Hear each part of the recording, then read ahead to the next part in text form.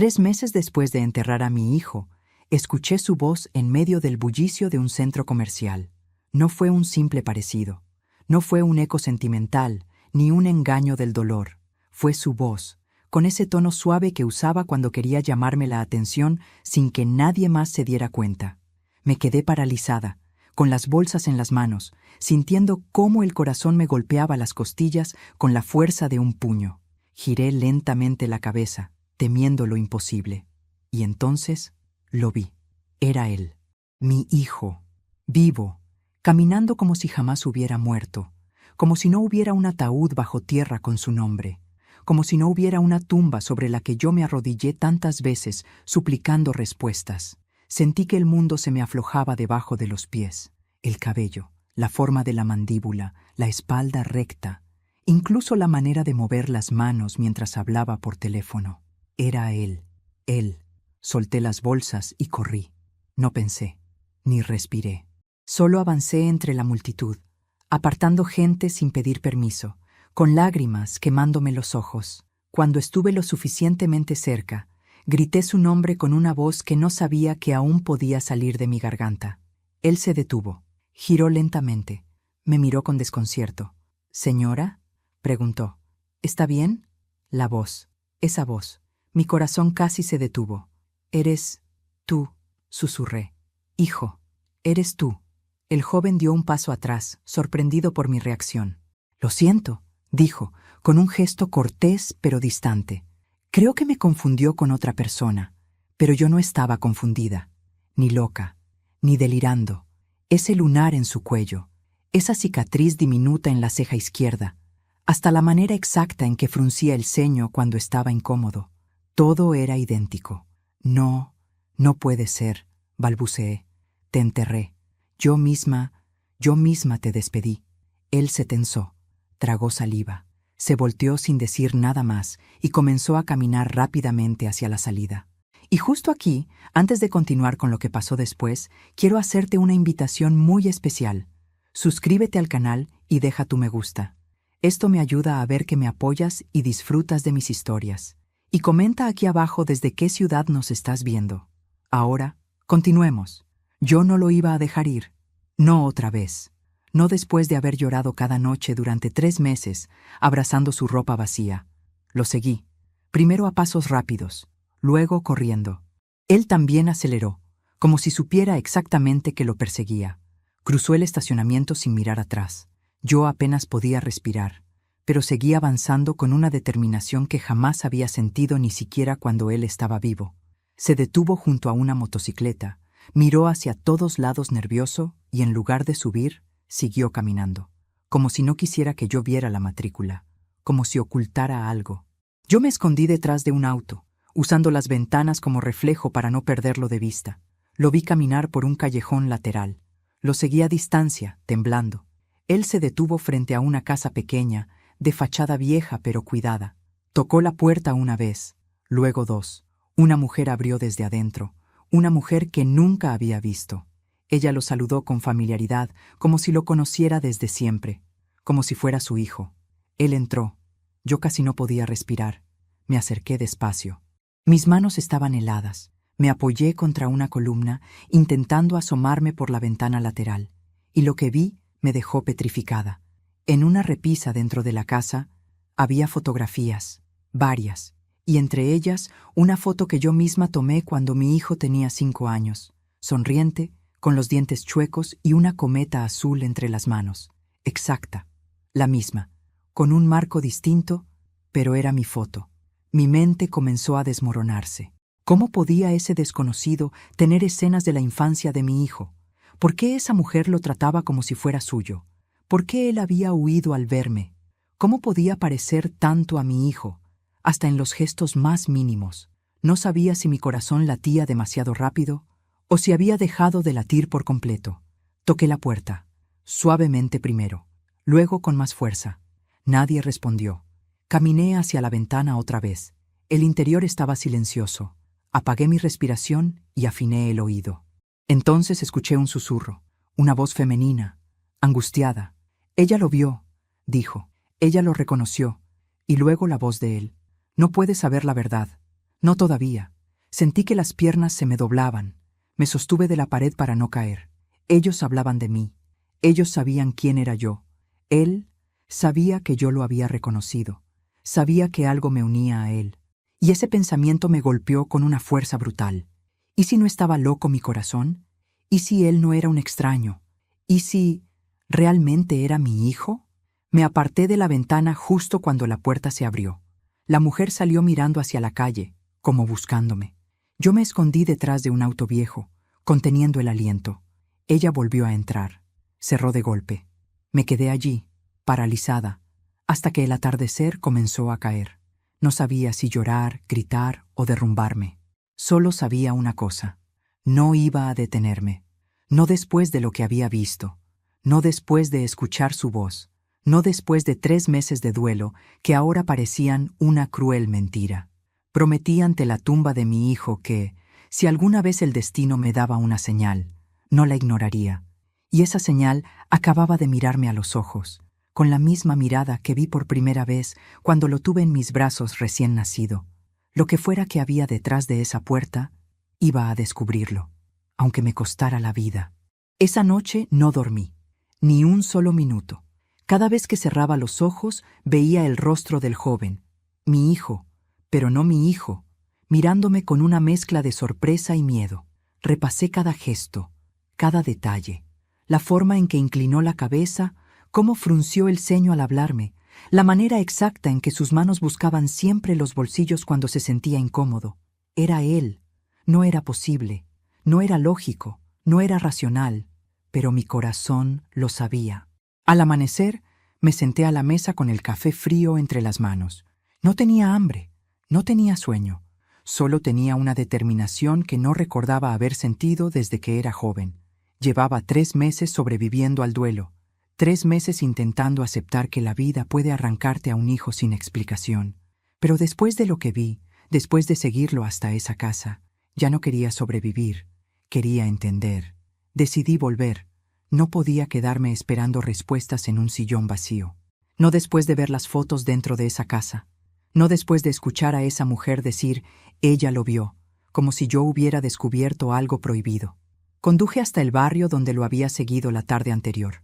Era una zona tranquila, modesta, con casas antiguas que compartían paredes y jardines pequeños. Estacioné a media cuadra, apagué el motor y respiré profundo. Tenía miedo, pero era un miedo distinto, no de perderlo, sino de descubrir una verdad que quizá podía destrozar todo lo que creí saber sobre mi vida. Me acerqué caminando con cautela. La misma casa, la misma fachada, la misma cortina verde moviéndose con la brisa. Caminé por la vereda fingiendo estar distraída, pero mis ojos registraban cada detalle. No había autos estacionados afuera. Todo estaba en silencio. Me detuve frente a la ventana lateral, la misma donde la tarde anterior había visto las fotos. Las cortinas estaban corridas esta vez. No podía ver nada hacia adentro. Toqué la pared, fría, áspera, intentando anclarme a algo tangible, porque dentro de mí todo era un torbellino. Respiré hondo. Me preparé para tocar la puerta. Y entonces la escuché. Una risa. La risa de él. Mi hijo. Era una risa suave, contenida, como la que hacía cuando se avergonzaba. Yo la conocía. Yo la había escuchado desde que él tenía apenas 3 años. Me quedé paralizada, con las manos temblando. Las voces venían del patio trasero. Caminé bordeando la casa, cuidando que mis pasos no crujieran sobre la grava. Cuando alcancé la reja lateral, me detuve y miré a través de los barrotes. Allí estaban, el joven y la mujer. Ella le hablaba con afecto, con una familiaridad casi maternal. Él cortaba leña con movimientos precisos, y ahí, en su nuca, vi otra vez la cicatriz. La misma que él tenía desde niño cuando se cayó de una bicicleta, y yo, desesperada, lo llevé al hospital. Me quedé sin aire. ¿Qué hacemos si vuelve?, preguntó la mujer, preocupada. El joven dejó el hacha, respiró hondo y dijo algo que me heló. Vamos a tener que decirle la verdad tarde o temprano. Verdad, tarde o temprano. La mujer bajó la mirada. Él se secó el sudor de la frente y añadió: ella no debería haberme visto todavía. No estaba listo. ¿Todavía? ¿No estaba listo? ¿Listo para qué? Mi corazón latía tan fuerte que temía que pudieran escucharlo desde donde estaban. Retrocedí un paso sin querer y la grava crujió bajo mi zapato. Ambos se quedaron en silencio. El joven giró la cabeza hacia la reja. Su mirada recorrió el patio, luego el borde de la casa, luego, justo hacia donde yo estaba escondida. Contuve la respiración. Sentí que mi corazón se detenía. Sus ojos se entrecerraron, como si percibiera una presencia. ¿Qué pasó?, preguntó la mujer. Nada, dijo él, aunque no sonaba convencido. Creí haber visto algo. El silencio que siguió fue insoportable. Me alejé sigilosamente hasta llegar a la esquina y seguí caminando rápido, como si mis piernas supieran que tenía que huir de ahí antes de que mis pensamientos me aplastaran. Llegué al auto y cerré la puerta con manos temblorosas. Me quedé allí sentada varios minutos, tratando de ordenar mis ideas. Pero cada vez que intentaba pensar en algo racional, una imagen volvía a mi mente. Las fotos en la repisa. ¿Cómo podían estar allí? ¿Quién era esa mujer para tener retratos de mi hijo, fotos que yo misma tomé y que jamás salieron de mi casa? La primera explicación lógica fue terrible. ¿Habían entrado a mi casa antes de su muerte? ¿Habían robado las fotos? ¿Habían estado observándonos desde hacía mucho tiempo? Pero cuanto más lo pensaba, menos sentido tenía. La segunda explicación era peor. Quizá no era él quien murió. Quizá enterré a otra persona. Quizá alguien manipuló todo. Y la tercera me dejó sin aire. Quizá ese joven no era un extraño. Quizá realmente era sangre de mi sangre, pero no el hijo que crié. Mi mente era un laberinto sin salida. Pero mientras buscaba respuestas, algo llamó mi atención. La motocicleta que él no usó la tarde anterior. Estaba estacionada a unos metros de la casa, oculta entre dos autos viejos. Me acerqué lentamente. Había un casco tirado en el asiento, y sobre el tanque, una calcomanía azul, una cometa azul. Un recuerdo me golpeó como un rayo. Cuando mi hijo tenía 7 años, le compré una cometa azul idéntica. Él la adoraba. Suscribió ese símbolo a todo. Cuadernos, dibujos, incluso pegó una calcomanía en su bicicleta. Me llevé la mano a la boca para contener un grito. El mundo se me tambaleó. Él lo sabía. Él sabía detalles íntimos, detalles que nadie más podría conocer. Comencé a llorar dentro del auto, con la cabeza entre las manos. Era demasiado, demasiada coincidencia, demasiada familiaridad, demasiado dolor, pero entre las lágrimas, algo se encendió en mí como una chispa.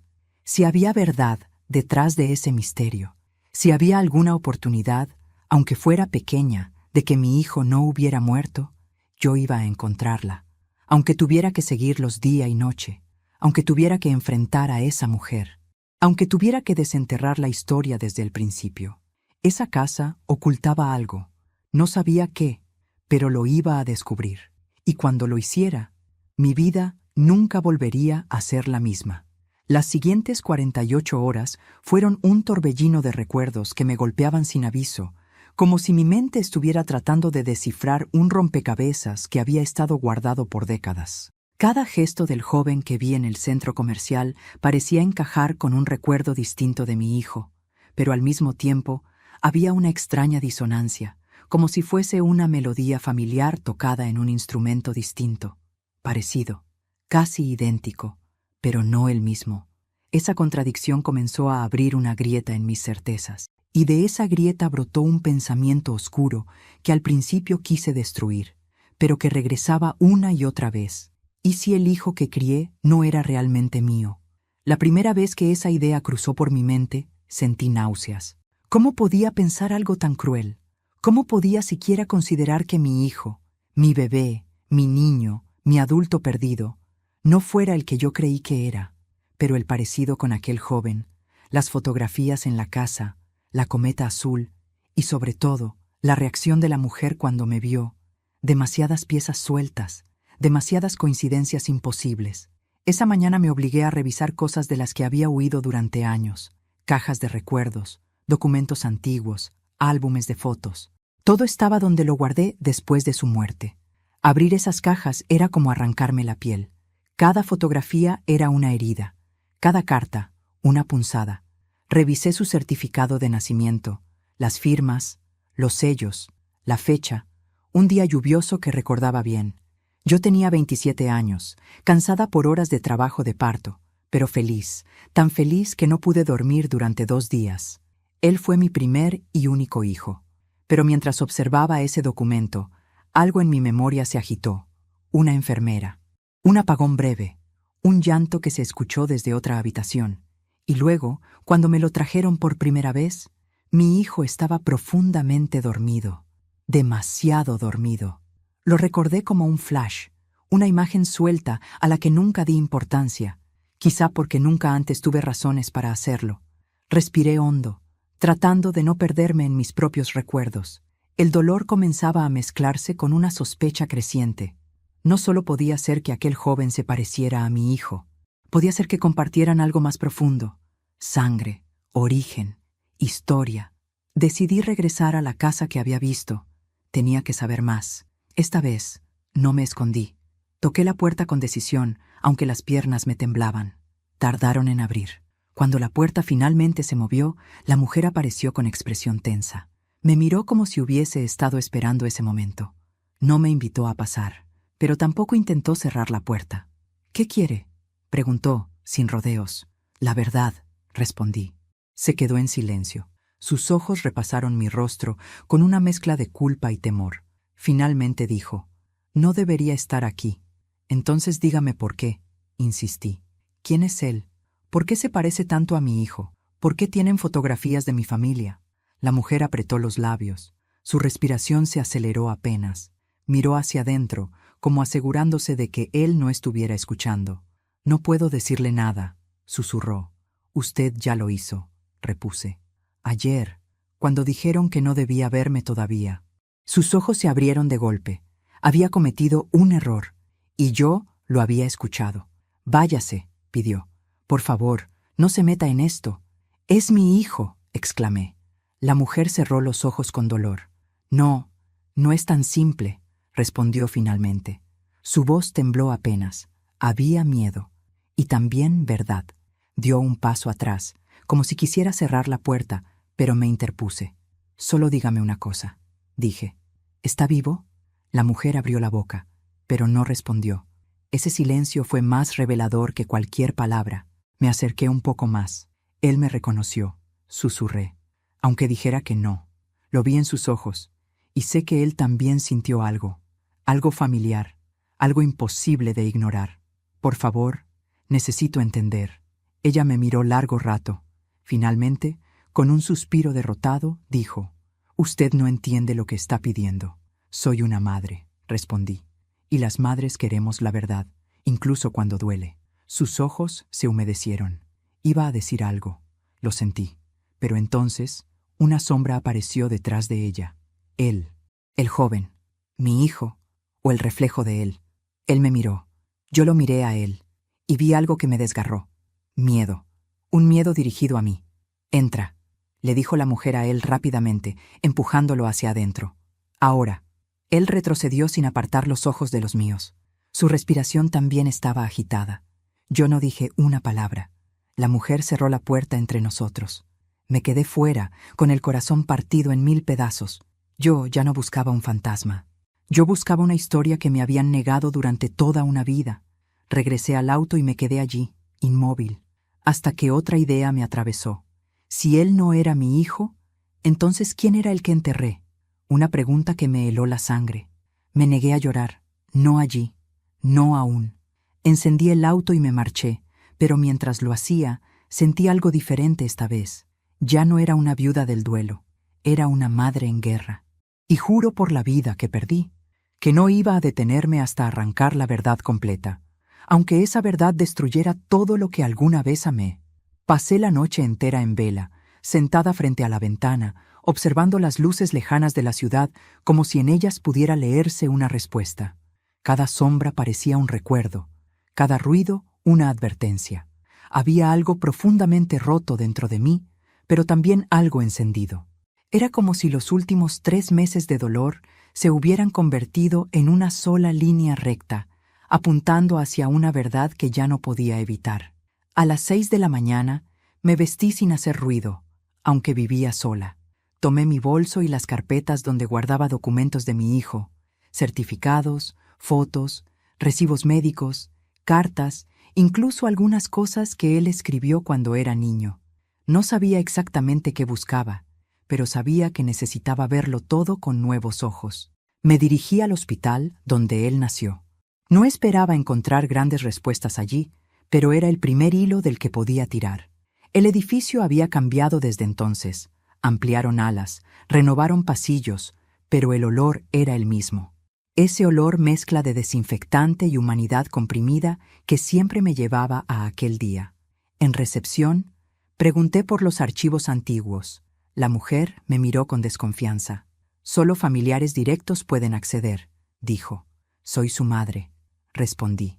«Y necesito su historial completo». Firmé papeles, esperé casi una hora. Finalmente, una enfermera joven apareció con una carpeta delgada, muy delgada, demasiado. «Aquí está todo lo que conservamos del nacimiento», explicó. «Tenga en cuenta que hace 30 años se manejaban otros sistemas. Mucha información se perdió». Agradecí, pero un escalofrío me recorrió. Abrí la carpeta allí mismo. El certificado, los signos vitales al nacer y un documento extraño. Traslado temporal a incubadora por evaluación. Yo nunca supe nada de eso. Nunca me dijeron que lo habían movido de lugar. Según mis recuerdos, él estaba conmigo casi todo el tiempo. O al menos eso creía. Regresé al auto, pero no lo encendí. Me quedé leyendo cada línea hasta que una anotación a mano me llamó la atención. Cambio de sala por corte de energía. Esa coincidencia, ese apagón que vagamente recordaba, era real. No lo habían registrado en mi memoria, pero sí en el papel. Sentí náuseas. ¿Qué pasó en esa sala? ¿Qué se movió sin que yo lo supiera? ¿Por qué nadie nunca mencionó nada? Respiré hondo y conduje hasta la morgue municipal. Allí también necesitaba buscar respuestas. ¿El cuerpo que enterré era realmente el de mi hijo? A veces el dolor distorsiona, pero yo recordaba haber visto su rostro. Aunque también recordaba que insistieron en mantener el ataúd casi cerrado, por respeto al estado del cuerpo. En ese momento, hundida en el dolor, lo acepté sin cuestionar. Hoy ya no aceptaba nada sin cuestionarlo. En la morgue me atendió un empleado de rostro cansado. Le expliqué la situación. Me pidió el número de registro del fallecimiento. Se lo di. Buscó en una computadora antigua con teclas amarillentas. Finalmente levantó la vista y dijo: «Tuvimos un problema con ese expediente». «¿Qué tipo de problema?» «Fue transferido», respondió lentamente. «Un mes después del fallecimiento, solicitado por un organismo federal». Sentí que el piso se abría bajo mis pies. «¿Un organismo federal? ¿Cuál?» «No aparece especificado», contestó. «Solo un código interno». Mis manos temblaron.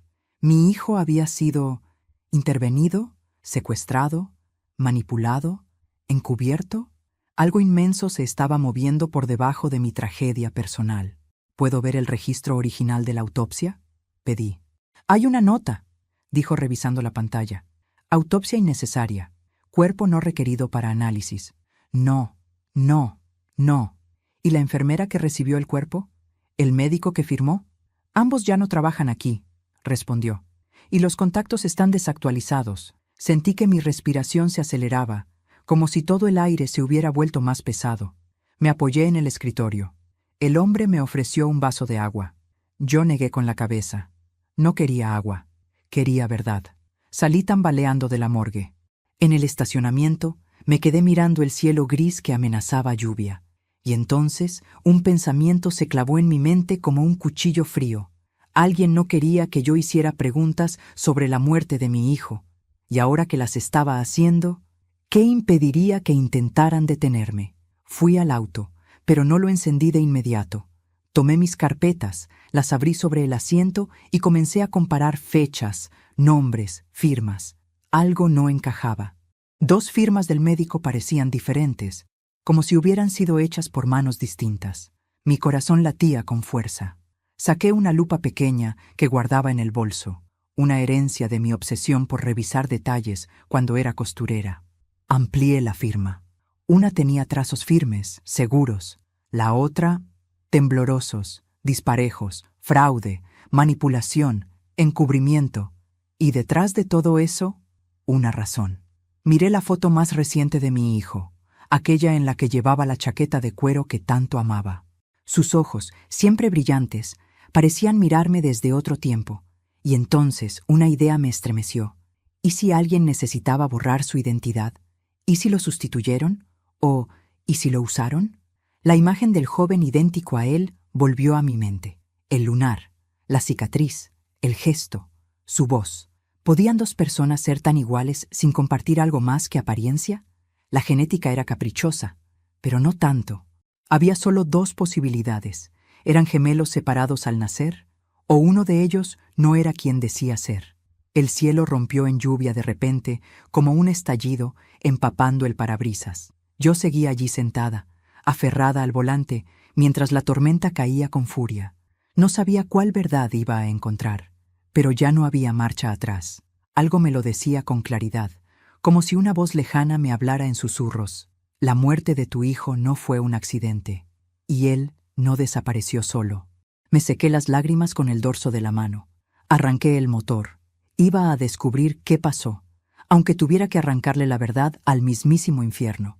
Estuve todo el día dando vueltas con el auto sin rumbo, como si el movimiento me ayudara a pensar. Pero en realidad no estaba pensando, estaba recordando. Y el recuerdo que más me atormentaba era uno que siempre había considerado insignificante. El día en que mi hijo cumplió 10 años. Habíamos ido al parque. Él jugaba en los columpios mientras yo preparaba la comida. En un momento, miré hacia otro lado por no más de 30 segundos. Cuando volví a mirar, 2 niños corrían entre los árboles, ambos vistiendo camisetas azules. Uno era mi hijo, el otro era exacto a él. Tanto que por un instante no supe cuál era el mío. Recuerdo haberlos visto confundirse, cruzarse, reírse como si fueran un espejo. Me pareció extraño, pero los niños tienen parecidos todo el tiempo, o eso me dije. Nunca volví a pensar en eso, hasta ahora. Ese recuerdo comenzó a encajar en un rompecabezas que yo desconocía haber estado armando toda mi vida. Fui directo a mi casa. Necesitaba comprobar algo. Tomé el álbum de fotos y revisé cada imagen de mi hijo de niño. Su sonrisa, su cabello, sus ojos. Todos esos detalles que había amado durante años. Pero hubo algo que siempre me llamó la atención y nunca cuestioné. En muchas fotos aparecía un pequeño reflejo detrás de él. Un niño borroso. Un rostro que siempre pensé que era un amigo, algún vecino, un primo lejano. Pero ahora, al mirarlo con atención, no era un amigo, no era un primo. Era el mismo niño, el niño del parque, el niño idéntico a mi hijo. Y la pregunta más aterradora surgió. ¿Y si mi hijo tenía un hermano gemelo del que jamás me informaron? Sentí un escalofrío que me recorrió la espalda entera. Me llevé la mano a la boca. El hospital, el apagón, el traslado de sala. ¿Podía ser posible que hubieran intercambiado bebés? ¿Podía ser que me entregaran solo a uno de ellos y el otro hubiera desaparecido sin explicación? ¿Y si ese joven que ahora veía era el gemelo perdido? Mi corazón latía tan fuerte que no podía escucharlo. En medio de mi horror, me detuve. Quise llorar, pero ya no tenía lágrimas. La verdad se acercaba como una ola gigante, y yo sabía que cuando me golpeara no habría forma de volver a ser la misma. En ese instante, como si el destino quisiera probarme, mi celular vibró. Era un número desconocido. «¿Diga?», contesté con voz temblorosa. Un silencio breve. Luego, una voz joven. Su voz. «Deje de buscar», me dijo sin presentarse. Sentí que me desmoronaba por dentro. «Eres tú», susurré. Tú sí sabes quién soy. No se meta en esto», dijo él con un tono tenso. «No sabe lo que está removiendo». «¡Eres mi hijo!», grité, rompiéndome. «O parte de él. ¿Por qué no quieres que sepa la verdad?». Otro silencio. Respiró profundo. «Porque la verdad la va a destruir», susurró finalmente. «Y no quiero hacerle daño». «Dime tu nombre», pedí. «No puedo. Ven a verme», rogué. «No te voy a hacer daño. Solo quiero entender». Hubo un segundo de duda. Lo escuché respirar. Y luego colgó. Grité de frustración. Golpeé el volante. Dejé que el dolor saliera como un animal encerrado. Me quedé con la cabeza apoyada en mis brazos, temblando. Justo en ese momento, tomé una decisión que cambiaría todo. Iba a confrontar a la mujer. Ella sabía más que él, y yo no esperaba más silencios. Manejé hasta la casa. Cuando llegué, la calle estaba oscura. Había un auto estacionado que no estaba el día anterior. Un sedán negro, con vidrios polarizados. Sentí un escalofrío. No era el tipo de vehículo que se ve en ese barrio. Toqué la puerta varias veces. Nadie respondió. Miré hacia la ventana. Cortinas cerradas. Miré hacia la reja del patio. Candado nuevo. Algo estaba mal. Algo muy mal. Cuando ya me había convencido de que no obtendría respuestas, escuché un ruido detrás de la casa. Un portazo. Pasos apresurados. Corrí hacia el callejón lateral. Alcancé a ver a la mujer guardando cosas en el baúl de un auto pequeño. ¡Espere!, grité. Ella se sobresaltó, dejó caer un bolso. Varias carpetas se esparcieron por el suelo. Me acerqué rápidamente y alcancé a ver documentos, nombres, fechas, fotografías de bebés y una foto de mi hijo recién nacido. Ella intentó recoger todo, desesperada. «¡No tiene derecho!», exclamó. «¿Qué me ocultó?», le grité. «Dígame la verdad». Ella se detuvo. Me miró con los ojos llenos de lágrimas. Usted nunca debía saberlo», susurró. «¿Saber qué?». Ella cerró los ojos. Temblaba. Su hijo no debía haber muerto. Mi mundo se detuvo. «¿Qué dijo?». «Su hijo fue tomado», dijo con voz quebrada. «Necesitaban a alguien con su perfil. No puedo decir nada más o nos matarán a los dos». Me quedé helada. No podía moverme. No podía respirar. «Él», continuó ella señalando la casa. «Él es lo que quedó de un plan que salió mal». «¿Es mi hijo?», pregunté llorando. Ella negó suavemente. «No, pero tampoco es un extraño». Mis piernas se aflojaron. Me apoyé en la pared.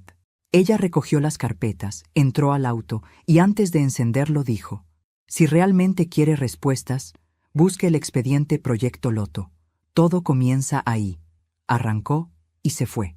Yo me quedé sola, en mitad de la calle silenciosa, con el corazón golpeando como un tambor. Y antes de seguir con lo que estoy a punto de contarte, porque lo que viene te va a estremecer, debo decirte, antes de continuar, dime aquí en los comentarios qué te está pareciendo esta historia hasta ahora y qué harías tú en mi lugar. No te vayas del video, porque lo que viene a continuación te pondrá la piel de gallina. Respiré hondo, me sequé el rostro y susurré al viento: «Proyecto Loto, voy a encontrarte». Esa noche, después de escuchar por primera vez el nombre Proyecto Loto, sentí que una parte de mí despertaba. No era esperanza, no era alivio, era una rabia antigua, profunda, que llevaba 3 meses dormida bajo toneladas de dolor. Algo en mí supo, sin duda alguna, que ese nombre era la llave de todo. La muerte de mi hijo, el cuerpo que enterré, el joven idéntico a él, las fotos en esa casa, el expediente transferido, todo estaba conectado a esas 2 palabras. Dormir no fue posible. Pasé horas frente a la computadora buscando todo lo que pudiera. Proyecto Loto arrojaba resultados mínimos, una mención en un foro antiguo, comentarios borrosos sobre programas de identificación y un artículo eliminado de un periódico local hace más de 20 años. Nada concreto, nada que explicara por qué una madre como yo había tenido que enterrar a un hijo que quizás no estaba muerto. A las 5 de la mañana salí de casa con una determinación férrea. Me dirigí al archivo histórico del municipio. No sabía exactamente por qué ese lugar, pero intuía que los proyectos viejos, los secretos enterrados, dejaban rastros que solo podían encontrarse en papeles olvidados. El edificio era frío, con estanterías metálicas que conservaban el olor a tinta y polvo de décadas pasadas. Le expliqué al archivista que buscaba información sobre un viejo programa gubernamental. No parecía sorprendido. Ese lugar recibía investigadores de todo tipo. «¿Proyecto Loto?», repitió el archivista, arrugando el ceño. «Ese nombre me suena, pero no está en los registros públicos. Necesito encontrarlo», dije, sintiendo que mi voz temblaba de urgencia. El hombre revisó un libro enorme, luego un catálogo digital, luego una lista de proyectos cancelados. «Aquí está el código», dijo finalmente, señalando una línea muy tenue, escrita a mano. Año 1992. Clasificado. Mi corazón dio un vuelco. ¿Clasificado por quién? Agencia Federal, respondió. No tengo acceso al contenido, solo a la existencia del proyecto. No era mucho, pero era suficiente. Año 1992. Clasificado. Proyecto relacionado con niños. Ese año no significaba nada para mí, hasta que lo pensé mejor. Mi hijo nació en 1993. Sentí un escalofrío que me recorrió entero el cuerpo. ¿Hay algún documento no clasificado?, pregunté. El archivista dudó, pero finalmente trajo una caja sin etiqueta. Esto estaba junto al registro, dijo. No dice Proyecto Loto, pero podría interesarla. Mis manos temblaban cuando abrí la caja. Dentro había sobres amarillos, fotografías en blanco y negro, informes médicos sin nombres, solo códigos. Pero lo que más llamó mi atención fue un cuaderno pequeño, de tapa azul, con una flor de loto dibujada a mano. Lo abrí con cuidado. La primera página decía: Pruebas de duplicación fenotípica, Protocolo 7, Supervisor DT. Mi respiración se cortó. Duplicación fenotípica. Eso significaba crear individuos con rasgos idénticos. Pasé las hojas con terror contenido. Había fotografías de bebés. 2 bebés idénticos por cada número de registro. Códigos escritos a mano. L01, L02, L03, 2 por cada número. Siempre 2. Gemelos. O duplicados. O algo que no quería comprender aún. Luego encontré una nota escrita con tinta corrida. Las familias solo deben recibir a uno. El otro será reasignado. Bajo ninguna circunstancia deben reencontrarse. Mis manos se cubrieron de sudor. Leí la frase una y otra vez, sintiendo que el mundo se hacía más pequeño a mi alrededor. Bajo ninguna circunstancia deben reencontrarse. Recordé al niño en el parque. Recordé el apagón en el hospital. Recordé el certificado con firmas distintas. Recordé la insistencia en no abrir el ataúd. Comencé a llorar sin control. No puede ser, susurré. El archivista me miraba con preocupación. Señora, ¿está bien? Necesito llevarme esto, dije. No está permitido, respondió con firmeza. Lo miré a los ojos. Le hablé con una voz que no parecía mía. Es sobre mi hijo. No voy a dejarlo aquí. Él dudó demasiado. Y finalmente, con un suspiro cansado, dijo: 5 minutos. No más.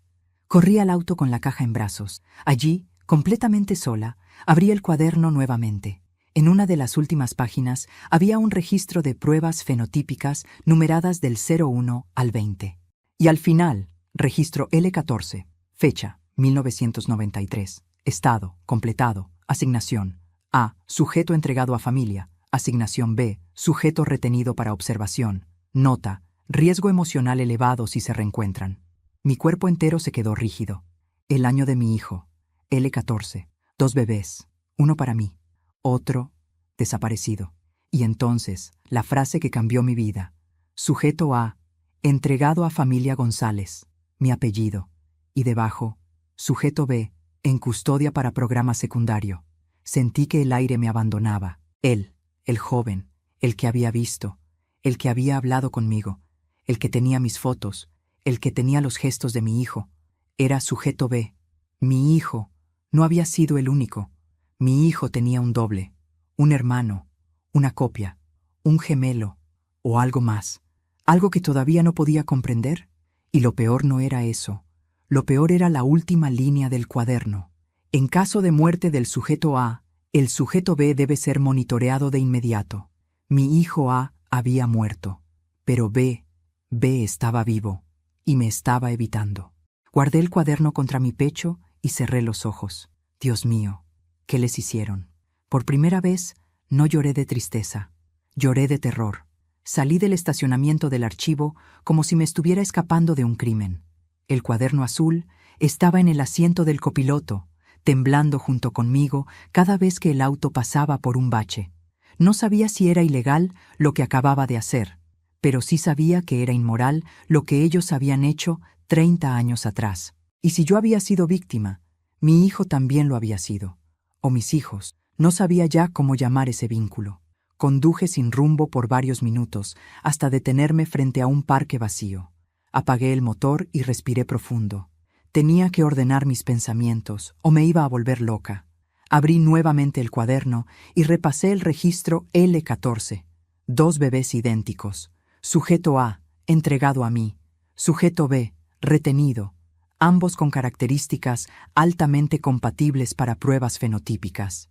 Me dolió el estómago. ¿Qué pruebas? ¿Por qué necesitaban duplicar bebés? ¿Para quién trabajaba esa gente? Pasé las páginas frenéticamente, buscando pistas. En una hoja arrugada encontré una anotación en letra distinta, quizá de un científico diferente. Los sujetos comienzan a presentar sueños compartidos y recuerdos cruzados a partir de la adolescencia. Riesgo máximo de colapso emocional si descubren la verdad. Cerré el cuaderno con fuerza. Mi hijo siempre tuvo pesadillas. Me decía que soñaba con otro niño, uno que lloraba igual que él. Yo lo llevaba al psicólogo, pero nadie supo explicarlo. Ahora lo entendía. No era un sueño. Era un recuerdo cruzado. Era él, conectándose con su doble. Me llevé las manos a la cara. Nunca en mi vida me había sentido tan impotente. Entonces, mi celular vibró. Un mensaje, de un número desconocido. 3 palabras. Deje de buscar. No era él. No era la mujer. Era alguien más. Alguien que sabía exactamente dónde estaba. Respondí con los dedos temblando. ¿Quién es? Segundos después, llegó otra respuesta. Alguien que quiere protegerla. Mi sangre se heló. Y antes de que pudiera contestar, un tercer mensaje. Se acerca el sacrificio. Leí esas palabras una y otra vez, sin comprender. ¿Sacrificio? ¿De quién? ¿Por qué? Miré alrededor, paranoica, esperando ver un auto sospechoso, una sombra moviéndose, pero no había nadie. Encendí el auto con desesperación. Tenía que hablar con el joven. No podía esperar más. Volví a la casa donde lo había visto. Cuando llegué, la puerta estaba abierta de par en par. Eso, por sí solo, fue suficiente para acelerarme el pulso. Entré con cautela. «¿Hola?», susurré. La sala estaba vacía. La cocina también. La mesa sin platos ni tazas. El silencio absoluto. Corrí hacia la habitación del fondo. La mujer estaba allí, empacando a toda velocidad. Ropa, documentos, dinero. Me miró con desesperación. «Tenemos que irnos», dijo. «¿Ya vienen? ¿Quiénes? ¿Dónde está él?». Ella negó con fuerza. No debió buscar el proyecto. La marcaron. Ahora lo saben todo. «¿Quiénes? Dígame dónde está mi hijo». Ella apretó los dientes. «Él no es su hijo». «Entonces dígame quién es», grité. Ella se detuvo. Se acercó. Me tomó las manos. «Escúcheme bien», susurró con voz rota. «Usted crió al sujeto A. Yo cuidé al sujeto B. Fueron separados porque así querían mantener el equilibrio emocional. 2 vidas distintas, para que ninguna colapsara. Entonces, ¿por qué él vive así? ¿Por qué recogiendo latas, escondiéndose?» «Porque él nunca se adaptó», respondió ella, con lágrimas cayéndole por las mejillas. Él sabía que algo le faltaba. Sabía que no era completo. Cuando su hijo murió, B sintió un vacío tan profundo que casi pierde la cordura. Lo buscó, lo sintió. Y cuando la vio a usted, supo la verdad. Todo dentro de mí se derrumbó. Él sabía. Él me reconoció. No con la lógica, sino con el alma. «¿Dónde está?», pregunté, apenas respirando. Ella dudó. Finalmente señaló hacia la parte trasera de la casa. «En el sótano. Pero no vaya. Él no está bien». Corrí antes de que pudiera detenerme. Encontré la puerta. Bajé las escaleras. El sótano estaba oscuro. Olía a humedad. Y entonces lo vi, sentado en el suelo, abrazando sus rodillas, temblando como un niño. Su respiración era agitada, como si tuviera miedo de sí mismo. «¿Hijo?», susurré sin pensarlo. Él levantó la cabeza. Sus ojos estaban llenos de lágrimas. «No soy tu hijo», dijo con voz quebrada, «pero siento que debería serlo». Me acerqué. Él retrocedió. «No me toque, por favor», suplicó. «Si me toca no voy a soportarlo». Mi corazón se rompió en 1000 pedazos. «Dime la verdad», pedí. «¿Qué te hicieron?». Él respiró hondo. «Me convirtieron en un reemplazo», dijo, «en una copia de una vida que nunca tuve. Pero cuando él murió, algo se rompió adentro de mí. Sentí que tenía que buscarla, como si mi alma supiera que le debía algo. Comencé a llorar. Él también. Entonces se escuchó un ruido arriba. Puertas golpeándose, voces. La mujer gritó: «¡Corre! ¡Están aquí! ¡Van por él!». Él me miró con desesperación. «No puedo dejar que la lastimen. Váyase». «No», dije. «No voy a perder un hijo 2 veces». Él tomó mi mano. Su piel temblaba. «Gracias por sentir que lo era». Le besé la frente. Los pasos bajaron por las escaleras, y en ese instante él susurró: «Perdóname. Este es mi sacrificio». Se levantó, corrió hacia los hombres armados y gritó: «Déjenla ir. Yo soy el que buscan». Yo grité su nombre. Lo arrastraron, lo golpearon, y me dejaron en el suelo cuando la mujer me empujó hacia una salida trasera. Salimos corriendo. Escuché gritos, disparos, llantos. No sabía si él seguía vivo. Solo sabía una cosa: no iba a permitir que su sacrificio fuera en vano. No recuerdo cómo logramos salir vivas de aquella casa. La mujer, a quien ahora empezaba a ver no como enemiga, sino como cómplice forzada, me arrastró por un pasillo estrecho que conducía a un jardín abandonado detrás de unas paredes cubiertas de hiedra. Mis piernas temblaban. Mi corazón iba tan rápido que creí que se me iba a detener. Aún escuchaba los gritos, los pasos violentos, los golpes, y el último sonido que me desgarró: la voz de él gritándoles que lo dejaran en paz. Ella abrió una verja oxidada y me empujó hacia afuera. «Corre», ordenó. «Vete ahora, antes de que vengan por ti también». «No puedo dejarlo», grité, intentando volver a entrar. Ella me sostuvo con fuerza, sujeta a mis brazos como si yo fuera una niña atrapada en un incendio. «Si entras, mueren los dos. Él lo sabe. Por eso se entregó». Lloré con rabia, con impotencia, con un dolor que me rompía cada hueso. «Quiero salvarlo». «Entonces escúchalo», dijo ella con voz rota. Él eligió protegerla. «No arruine su sacrificio». Me quedé paralizada. Sacrificio. Esa palabra maldita había vuelto. La mujer tomó mi rostro entre sus manos. Él siempre sintió que le faltaba algo. Susurró: «Ahora sé qué era. Usted». Y cuando por fin la encontró, no quiso perderla otra vez. Las lágrimas caían por su rostro y el mío. «¿Dónde se lo llevan?», pregunté entre sollozos. Ella miró hacia la casa y negó. «A un sitio donde nadie vuelve igual. Quizá ni vuelva». Sentí que el alma se me desgarraba. «¿No hay forma de seguirlo?». Ella tomó un papel arrugado de su bolsillo y lo puso en mi mano. «Hay un hombre que estuvo en el proyecto. Él puede ayudarla o puede matarla, pero es lo único que tengo». Desdoblé el papel.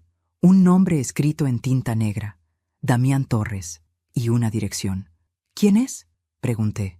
«El supervisor original del proyecto Loto», respondió ella. «Fue quien firmó la orden para separar a los bebés, y también quien se arrepintió tarde». La mujer se dio la vuelta. «Ahora váyase. Si lo que siento es cierto, no les llevará mucho encontrarla». Corrí sin mirar atrás. Corrí como si mi vida dependiera de ello. Quizá dependía. No fui a casa. Sabía que me vigilarían. Fui a un motel barato, el tipo de lugar donde nadie hace preguntas. Me encerré en la habitación. Puse el cuaderno azul sobre la mesa y el nombre de Damián Torres frente a mí. Y entonces sucedió algo extraño. Sentí calma. Calma antes de una tormenta que sabía que iba a destruirlo todo. No tenía armas, no tenía aliados, no tenía dinero, pero tenía algo más fuerte: la verdad en las manos. Me quedé dormida sin querer, con la lámpara encendida. Cuando desperté horas después, el sol ya se había puesto. Revisé mi celular. 20 llamadas perdidas de números desconocidos, mensajes amenazantes, todos con el mismo tono. Última advertencia: deténgase. No iba a detenerme. Tomé mis cosas, dejé el motel sin mirar atrás y conduje hacia la dirección de Damián Torres. Era una casa en las afueras, de apariencia tranquila, con un jardín lleno de maleza. Toqué la puerta una vez. Nadie respondió. Toqué otra vez. Finalmente, la puerta se abrió apenas unos centímetros. Un hombre mayor, delgado, con barba blanca y ojos llenos de noches sin dormir, me observó con cansancio y miedo. «¿Usted es?», pregunté. «Ya sé quién es usted», interrumpió él. Mi corazón dio un salto. «¿Dónde está mi hijo? ¿Dónde está el sujeto B?». Él cerró los ojos, como quien recibe una herida. Sabía que este día llegaría, susurró. Pase, entré. La casa olía a polvo, papeles viejos y arrepentimiento. Había carpetas por todas partes, pizarras con fórmulas, diagramas de ADN, fotografías de bebés, y en una pared, colgadas cuidadosamente, 2 pulseritas de hospital. Dos idénticas, L14, AL14B. Sentí que se me doblaban las rodillas. ¿Por qué lo hicieron?, pregunté con un hilo de voz. El hombre respiró hondo. No éramos un proyecto de clonación, ni de sustitución. Éramos un experimento social. Queríamos estudiar cómo se desarrollaban 2 seres humanos idénticos en ambientes distintos. Pero mientras crecían, descubrimos algo aterrador. Ambos compartían un vínculo emocional tan fuerte que el dolor de uno afectaba al otro. Era un riesgo demasiado alto, así que ordenaron mantenerlos separados, para siempre. ¿Y la muerte de mi hijo?, pregunté con la voz rota. Damián bajó la mirada. Sujeto A estaba empezando a recordar sueños que no eran suyos. Tuvimos miedo de que buscara al otro, y había gente en el programa dispuesta a evitarlo. ¿Lo mataron?, susurré. El hombre no respondió, y su silencio fue la confirmación más cruel de mi vida. Me llevé las manos a la boca para contener un grito. Mi hijo no murió por accidente. Lo asesinaron. Damián, con lágrimas en los ojos, dijo, pero sujeto B siempre sintió su ausencia, aún sin conocerlo. Cuando él murió, B casi colapsa. Y cuando la vio a usted en el centro comercial, su mente hizo lo único posible, buscarla. Me derrumbé. Lloré como nunca había llorado, hasta que el hombre puso una carpeta frente a mí. Esta es la ubicación, dijo. Se lo llevaron allí después de capturarlo. Si quiere salvarlo, debe ir ahora mismo. Mis manos temblaban al abrir la carpeta. Un mapa, un nombre. Instalación Loto, zona 3. Apúrese, dijo él con urgencia. Ellos no tienen intención de dejarlo vivir. Levanté la cabeza. Mis lágrimas se secaron. Algo dentro de mí se endureció. Voy a recuperarlo, dije. ¿Vivo o muerto? El hombre asintió. Y señora, agregó, prepárese. Él no será el único que encuentre allí. Un escalofrío recorrió mi cuerpo. Salí de la casa con el mapa en la mano. Había llegado la hora. La madre que enterró a su hijo iba a desenterrar la verdad. Conduje hacia la instalación Loto, zona 3, con el mapa temblándome en las manos. No era un lugar visible en ningún registro público. Estaba escondido en medio de un bosque seco, rodeado de árboles torcidos y un silencio que parecía advertir que nadie salía de allí siendo la misma persona. Mientras avanzaba por el camino de tierra, sentí que llevaba conmigo no solo mi determinación, sino la vida entera de mi hijo. Su risa, sus abrazos, su mirada tierna cuando me decía «mamá». Cada uno de esos recuerdos se convirtió en una armadura invisible que me empujaba a no detenerme. Llegué hasta una reja oxidada que parecía abandonada, pero al acercarme se abrió sola con un chirrido prolongado. No había guardias visibles, lo cual me hizo sentir que de alguna forma me estaban esperando. El edificio era bajo, sin ventanas, como un búnker olvidado. Bajé del auto, respiré hondo y avancé. No sabía si saldría viva, pero tampoco me importaba. Si mi hijo estaba allí, prefería morir a volver a perderlo. Empujé la puerta de entrada.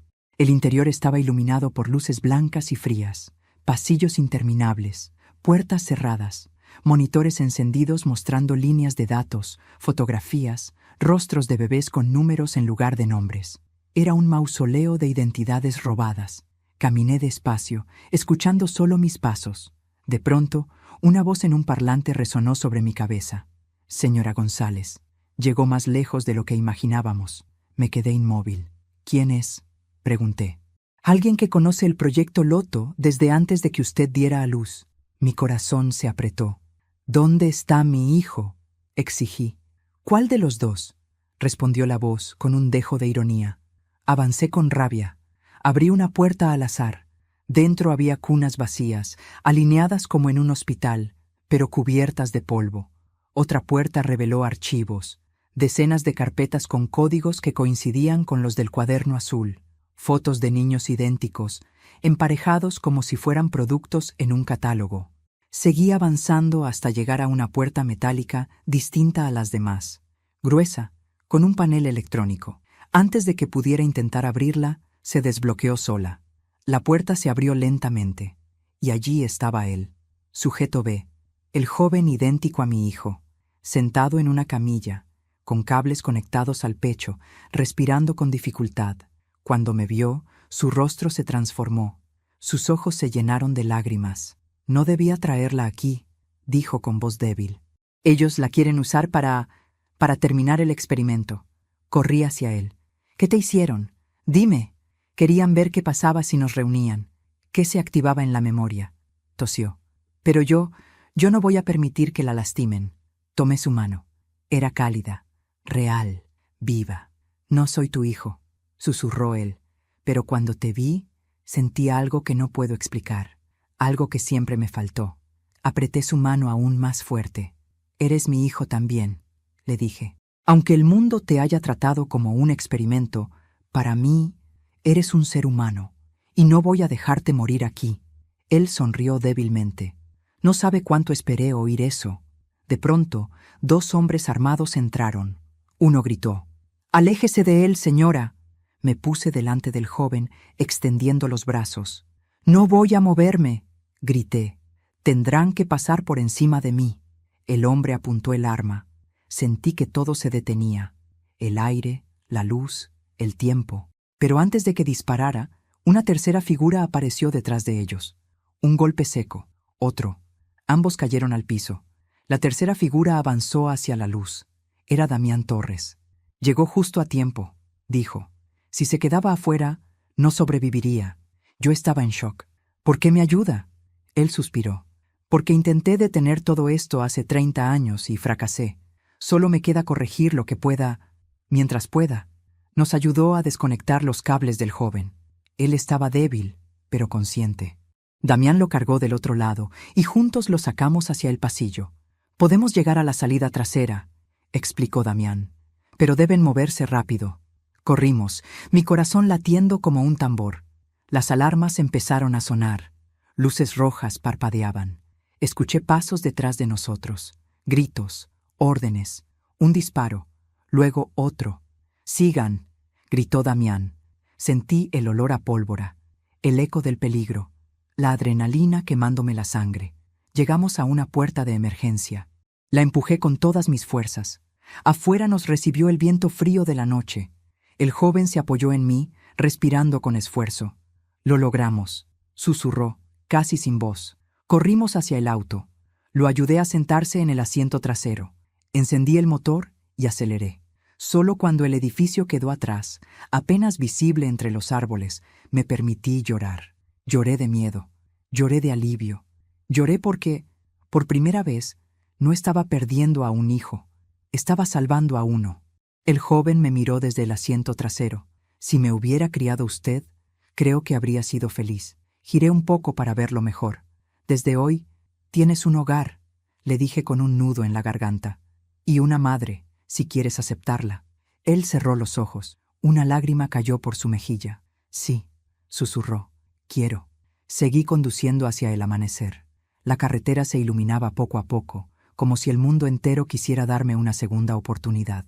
Y supe, en ese instante, que aunque la verdad era terrible, aunque había perdido a mi hijo en manos de un experimento inhumano, había ganado algo inesperado, la posibilidad de amar otra vez. Y esta vez no pensaba fallar, porque él, el joven que había sufrido tantas vidas rotas, merecía finalmente una vida propia, una vida libre, una vida real. Y si escuchaste esta historia hasta el final, quiero invitarte a suscribirte al canal y dejar tu me gusta. Tu apoyo me ayuda a seguir compartiendo estas historias tan profundas. Cuéntame aquí en los comentarios qué habrías hecho tú en mi lugar y desde qué ciudad me estás viendo. Me encanta leer los comentarios, de verdad. Gracias por acompañarme.